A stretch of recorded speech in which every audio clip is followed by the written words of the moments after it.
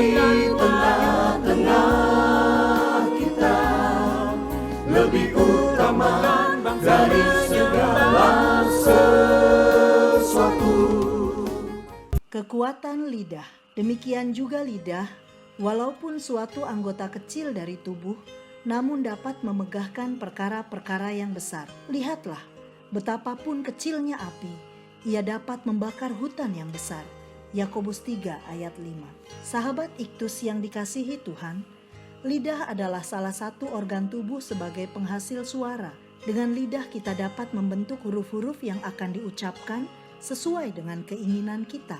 Masalah yang sering terjadi adalah seorang begitu licinnya dalam menggunakan lidah. Jika seorang tidak mampu menahan lidahnya, dia akan menjadi sumber malapetaka. Satu kalimat yang benar dapat membangun iman, memberi pengharapan dan cinta kasih. Tetapi satu kalimat yang tidak benar dapat merusak relasi dan menghancurkan hidup. Yakobus menulis surat ini dengan tujuan untuk mengingatkan jemaat di perantauan atas kemerosotan iman dan perilaku mereka di tengah-tengah penderitaan yang sedang dialami. Ia menuliskan surat ini sebagai pedoman bagi jemaat dalam menjalani hidup setiap hari. Di pasal ini, Yakobus menunjukkan kewajiban dan keuntungan dari mengekang lidah, karena kekuatan lidah untuk merusak atau untuk membangun. Yang pertama, lidah berkuasa mengendalikan hidup, ayat 1-4.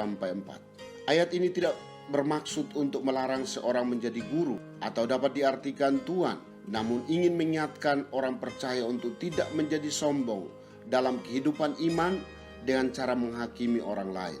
Alasannya adalah karena kita semua bersalah dalam banyak hal, apalagi dalam hal perkataan. Jika seseorang dapat mengendalikan perkataannya, ia disebut orang sempurna yang dapat mengendalikan seluruh tubuhnya. Ayat 2. Pengendalian lidah digambarkan seperti mengendalikan tali kekang pada kuda. Ayat 3. Begitu besarnya keberingasan dan keliaran dalam diri kita yang ditunjukkan oleh lidah, sehingga harus dikekang. Gambaran kedua, lidah seperti halnya kemudi yang mengendalikan kapal yang besar. Ayat 4. Ini berarti kapal akan berjalan dan berbelok menurut kehendak si jurumudi. Siapa yang memegang kemudi? Lidah kita. Apakah diri kita sendiri atau Tuhan? Karena lidah berkuasa mengendalikan hidup kita. Yang kedua, lidah berkuasa menghancurkan hidup. Ayat 5-8. Ayat 5 mengajarkan kita untuk ngeri terhadap lidah yang liar sebagai salah satu kejahatan terbesar dan paling merusak. Lidah dapat menyulut api dan menghanguskan semua yang ada di hadapannya. Seluruh tubuh dapat diseret ke dalam dosa oleh lidah. Pengaruh lidah tidak hanya untuk diri mereka sendiri, tetapi merusak bagi orang lain. Perkara-perkara manusia dan masyarakat menjadi kacau balau dan semua terbakar oleh lidah manusia. Neraka punya andil yang besar dalam membesarkan nyala api lidah tanpa disadari si pemilik lidah. Iblis disebut sebagai pendusta, pembunuh, dan pendakwa. Maka setiap kali lidah manusia dipakai untuk berdusta, membunuh, atau mendakwa, lidah dinyalakan oleh api neraka. Ayat 6. Lidah mudah menerobos semua batasan dan aturan karena kebuasannya. Ia dapat menyemburkan racunnya pada satu atau lain kesempatan.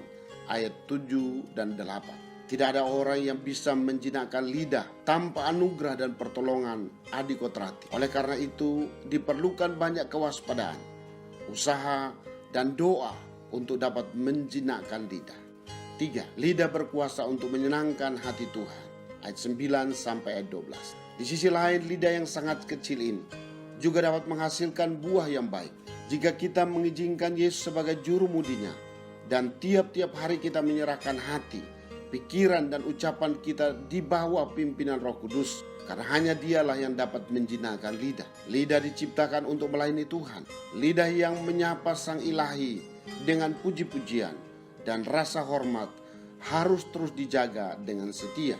Yakobus menunjukkan bahwa tindakan yang berlawanan tidak ditemukan dalam alam. Ayat 11 dan 12. Ini berarti seorang yang tinggal di dalam Tuhan akan mengeluarkan perkataan yang memuliakan Tuhan. Berapa banyak dosa akan dicegah, berapa banyak orang akan kembali bertobat jika kita sedia mengendalikan lidah untuk sesuatu yang bernilai bagi kerajaan Allah. Sahabat Iktus, orang yang hati nuraninya disadarkan akan dosa karena lidah akan berusaha untuk menghindarinya. Inilah tanda seorang telah menerima anugerah dari Tuhan dan memiliki kematangan rohani. Sebab anugerah dan hikmatlah yang memampukan kita untuk mengendalikan lidah, dan itu berarti sanggup mengendalikan semua perbuatannya. Saya mau agar lidah saya dinyalakan oleh api dari sorga, yang menyulut pikiran-pikiran yang baik, menyalakan perasaan yang kudus, dan mengobarkan semangat untuk melayani Tuhan. Lidah saya harus digunakan untuk membangun dan bukan menjatuhkan, untuk memuji dan bukan untuk menghina. Dari lidah saya keluar kabar baik yang menuntun seorang datang kepada Kristus dan memperoleh hidup yang kekal. Sahabat Iktus yang dikasihi Tuhan, sudahkah saya menyadari seberapa besar kekuatan lidah saya? Bagaimana cara saya untuk mengendalikan lidah dan menjinakkan lidah saya? Perkataan seperti apa yang dihasilkan jika lidah saya dinyalakan oleh api dari sorga? Ya Tuhan Yesus, saya bersyukur karena Engkau menciptakan lidah saya untuk memuliakan-Mu.